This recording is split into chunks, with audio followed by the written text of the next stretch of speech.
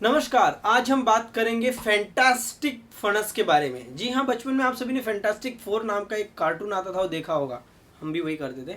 But आज हम बात कर रहे हैं एक ही चीज़ के बारे में जो कि बहुत फैंटास्टिक है और उसका नाम है फणस, जिसको कि आयुर्वेद में पनस कहते हैं और हम हिंदी की भाषा में जिसे कटहल कहते हैं। जी हाँ, मैंने पूरा थाली भर कर ला कर रखा है, घर वाले अचार बनाने के लिए लाए थे। तो क्या है इसकी खासियत, क्यों खाते हैं लोग इसे, और गर्मी में ये क्यों आता है। इसकी भाजी भी बनती है, अचार भी बनता है और ये मीठा मीठा खाने भी मिलता है। पूरे के पूरे आयुर्वेदिक फायदे आज इस वीडियो में।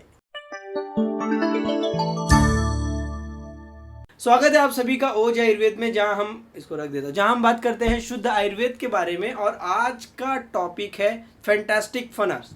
तो ऐसे ही फैंटास्टिक वीडियोस आपको देखने हैं तो इस चैनल को अभी के अभी सब्सक्राइब करूं टाका। चलिए, कटहल की बात कर रहे हैं। हिंदी की बोलचाल में हम जिसको कटहल बोलते हैं या जैक फ्रूट जिसे अंग्रेजी में बोलते हैं, मराठी में फणस, संस्कृत में पनस। अब आपकी भाषा में, आपकी लोकल बोलचाल की भाषा में क्या कहते हैं, कमेंट करके बताइए। देखते हैं कि कितने सारी अलग अलग लैंग्वेजेस के नाम हमें इसके मिलते हैं। इसके बारे में आप में से बहुत सारे लोगों ने कमेंट किया था कि बताओ भाई इसके कुछ आयुर्वेदिक गुण बताओ, गर्मी का मौसम चल रहा है, जरा मजे से खाए। तो इसके आयुर्वेद के गुण को अगर आपको सुनना है तो सुनो। सबसे पहला गुण है इसका गुरु। गुरु मतलब पचने में भारी। जी हाँ, ये गुरु मधुर होता है, पचने में भारी होता है। आपने पका हुआ कटहल या ये सब खाया होगा तो देखा होगा, बहुत मीठा लगता है। तो बाय नेचर आयुर्वेद में इसे मधुर कहा गया है, मीठा और पचने में भारी कहा गया है। ये खास करके यूज़फुल वात और पित्त की बीमारियों में बहुत ज़्यादा यूज़फुल है। ये उनके लिए बहुत ज़्यादा अच्छा फल है जो लोग वजन बढ़ाना चाहते हैं, बहुत सूखे हैं, बहुत पतले हैं, कमज़ोर हैं, किसी भी कारण से बॉडी सूखी जा रही है, ताकत लाना है, किसी भी चीज़ से सेटिस्फैक्शन नहीं मिलता, खा पी के ऐसा एकदम मज़ा नहीं आ रहा लाइफ में, यार ऐसे ही चल रहा है, तो ये तर्पण भी करने का काम करता है। तो ये सारे के सारे गुण इसे आयुर्वेद में कहे गए। गुण के हिसाब से ये मधुर स्निग्ध है, चिकनापन लाने वाला नेचर में है और गुरु बोला गया है।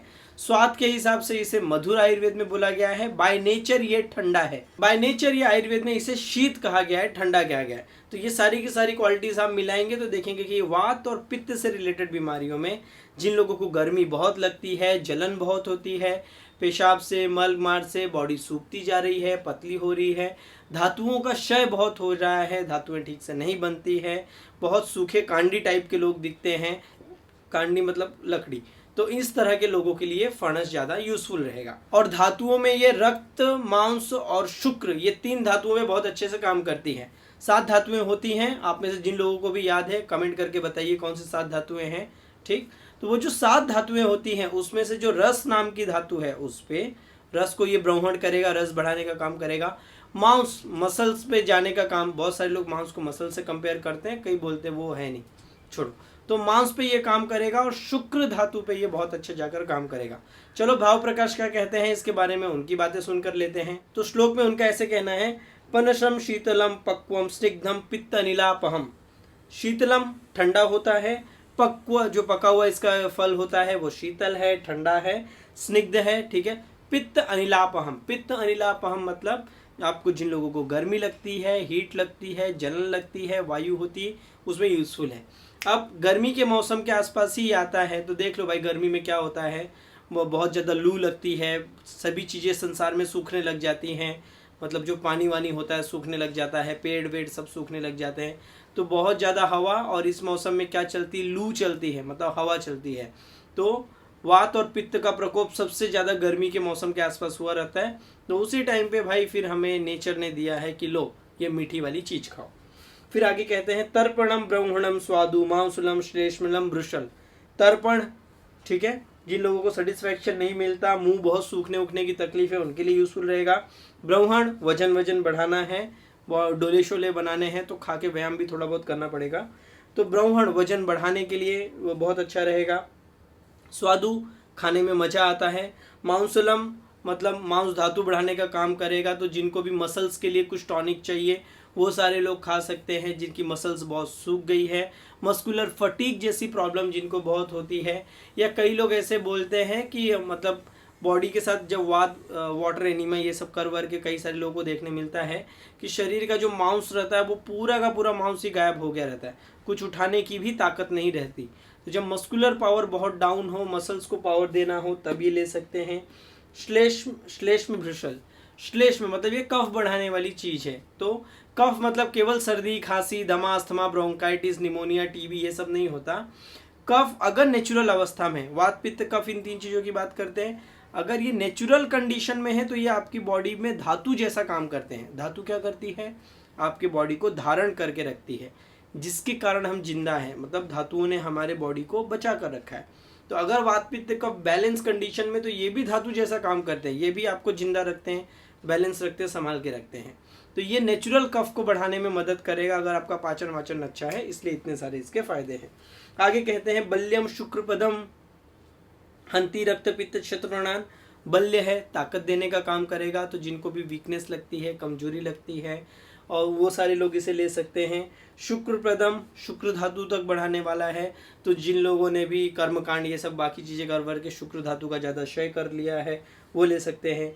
हंति रक्त पित्त शत्रुणान, रक्त पित्त ब्लीडिंग की डिसऑर्डर है, जिनको मल मार से, नाक वाक से कहीं से भी खून निकलता है, ब्लीडिंग की टेंडेंसी है, गर्मी बहुत लगती है, और गर्मी के मौसम में कई सारे लोगों को नक्सीर की तकलीफ होती, नाक से खून निकलने की तकलीफ होती। इस तरह के लोगों के लिए ये यूजफुल रहेगा।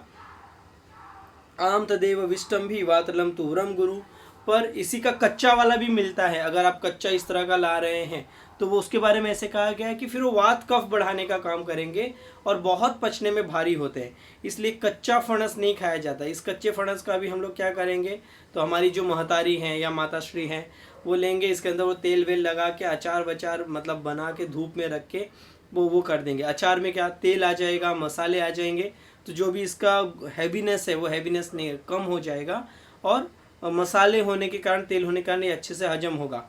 तो पिछले हम तो 10-15 दिन से अभी इसी का अचार आजकल खाने में इसके साथ में मार रहे हैं।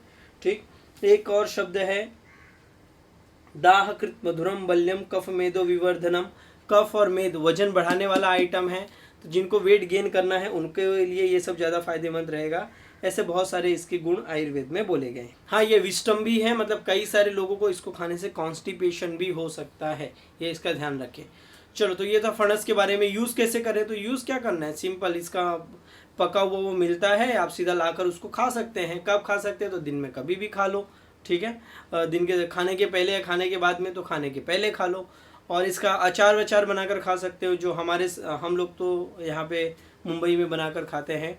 गांव साइड में भी इसके अचार बहुत सारे मिलते हैं, तो वो बनाकर अचार वचार है, तो आप खाने के साथ में इसका अचार खा सकते हो। और वजन ये सब बढ़ाना है तो इसकी मात्रा थोड़ी सी ज़्यादा बढ़ा दो, बस देखना इससे आपको कॉन्स्टिपेशन ना हो। कच्चे वाले से कॉन्स्टिपेशन हो सकता है, पक्के से तो उतना देखने मिलता नहीं। इसके साथ केवल एक ही प्रॉब्लम ये हो सकती है कि खाने में मस्त मीठा लगता है, तो कई सारे लोग इसको एकदम जोश में निपटा देते हैं, क्रांति कर देते हैं।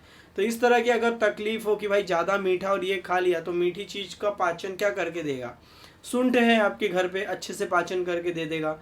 इसको खाने के बाद अगर अगले टाइम पे भूख ही नहीं लग रही है, 8-10 घंटा हो गया, तो सौंफ का पानी पी सकते हैं। सौंफ क्या है, अग्निदीपक है।